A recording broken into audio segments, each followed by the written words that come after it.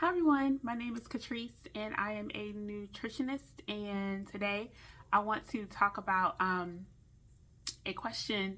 So while I was in one-on-one session today with a client, she had questions about nutrition and hair loss and hair shedding.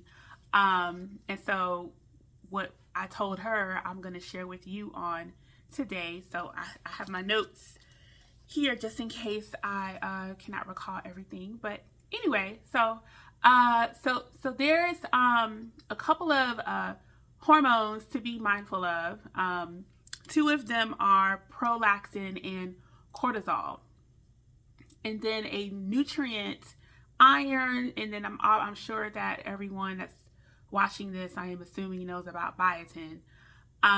But all nutrients are important when it comes to the health of the hair. But some various different deficiencies or changes in the body that can impact the health of your hair include under eating, which a lot of women I find do quite often. So when you undereat, your body feels like it's in danger. And when it feels like it is in danger, the metabolism slows down. Also, your hair is not critical for survival. So what will happen is that there will be a decrease of blood supply and nutrients to the hair follicle, and the hair will begin to shed. So, moral of the story is you need to be mindful of your stress. And when you undereat, that is actually stressful for the body. So, it is important to nourish and eat your meals throughout the day.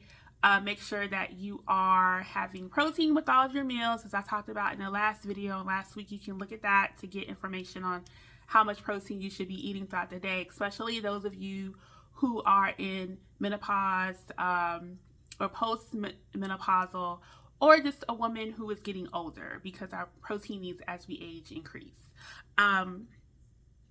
Also, cortisol, as I just said, becomes elevated when the body is under stress. So under eating creates that whole process. Prolactin, that is the hormone that is needed for lactation. So if you are a breastfeeding mom, and your hair is shedding, it's because prolactin is needed to supply milk to your baby. So when I was breastfeeding both of my kids, my hair was coming out, and I just dealt with it because my priority was making sure that my children got adequate nourishment.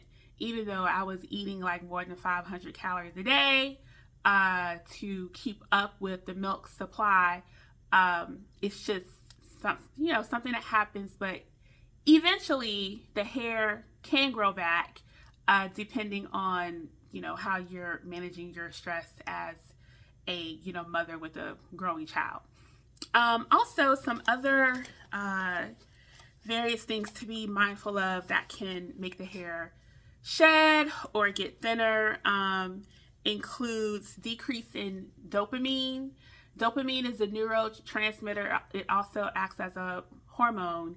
And when that is at a deficit or just extremely low levels, that can cause the hair to come out too. And dopamine is one of our pleasure neurotransmitters, and it is made from an amino acid. And amino acids are the building blocks of proteins.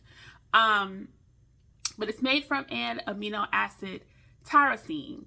Tyrosine can be found in foods like poultry, so chicken, turkey, quail, Cornish hen, pheasant, any other wild bird that you like to consume.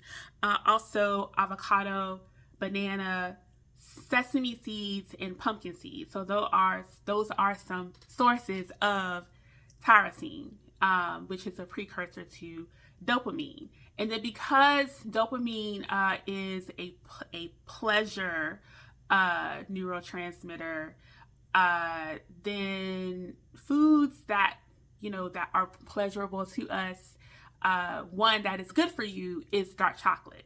But you want to make sure that the dark chocolate is 70% cacao or above. And when I say above, I mean, whether it's like, 75, 80, 83%. So the higher the number, the more bitter it is, the better it is for you. And so as it gets more bitter, it may not taste as good to you, but everyone's taste buds are different. But I just, recommend just starting at like 70%.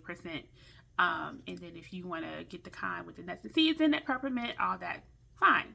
But other foods that are great, sources that can increase dopamine include green tea and your leafy green vegetables. So if you were to have chicken with some mixture of kale, collards, turnip greens, and I don't know, maybe like in the morning have green tea with like your breakfast or 30 minutes after the meal, you can do that. Okay, moving on.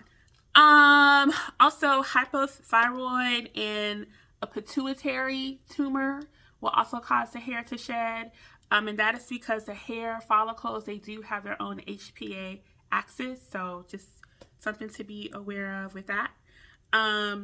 Also, again, blood supply is going to affect the hair follicle. So you can do some things to help to stimulate blood flow to the hair follicle. So when you're washing your hair, you can include like some oils that have mint in it, like peppermint oil would be one thing that you could add to your shampoo, or you could just buy some shampoo that has peppermint in it. You can massage your scalp, or you could have your loved one massage your scalp, or go get a scalp massage. I mean, people do those things, but that can be helpful as well. Chronic stress will make the hair fall. Also, being deficient in iron. And so there's two different types of iron. There's heme iron and there's non-heme iron.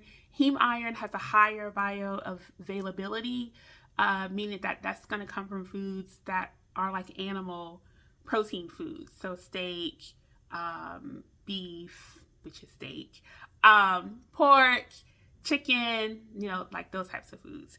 And then non-heme iron, for example, is going to come from lentils, beans, cream of wheat is a really great source of iron. And whenever you're having these iron foods, then you can make sure that you have vitamin C foods, which are like your citrus foods, with these meals, because you need vitamin C to absorb iron. Also, if you have like a cast iron skillet, that would be a great way to get iron into the food as well. So those are some examples for that, but it is helpful to know what your iron levels are, because iron deficiency can make your hair come out.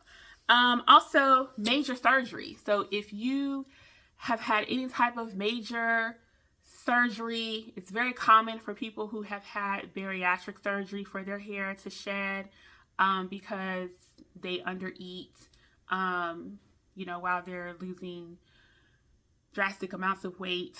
And so whenever you have surgery, nutrient needs are higher because your body is in the process of healing. And so if you do not give your body adequate nutrition through your diet, it's going to take from itself. So basically, it's like eating itself in order to survive and to heal. So just, want to be aware of that. What else do we have on here? Also, mold, increased mast cells. So you may want to look up, those of you who are not aware of MACA, mast cell activation syndrome. I'll let you all look into that. Diabetes,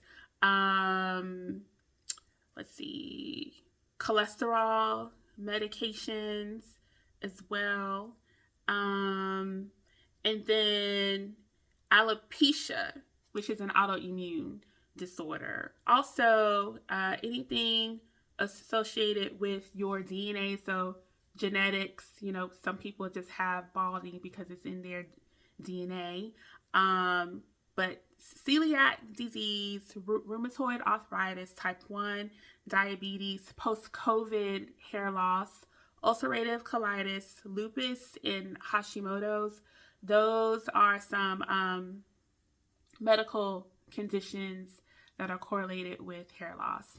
Also, for those of you who are taking those GLP-1 medications, a side effect could be hair loss, given that you're taking something that is suppressing your appetite and telling you not to eat, which I think is just really interesting, because in order for your body to thrive, it needs nutrients. And if you're not eating, where are the nutrients going to come from? So, rhetorical question. Anyways, so so I hope this was helpful to you. We will talk about some other things related to hair next week. If you are doing all the things, you're eating well, you're managing your stress, you're meditating, you're going for walks in nature, and your hair is still coming out, highly recommend that you get with an integrative and functional medicine dietitian like myself in your area, to do some further testing and to dig a little bit deeper to see what is going on. Okay, well, thank you for your time, and I hope that you have an awesome day. Bye.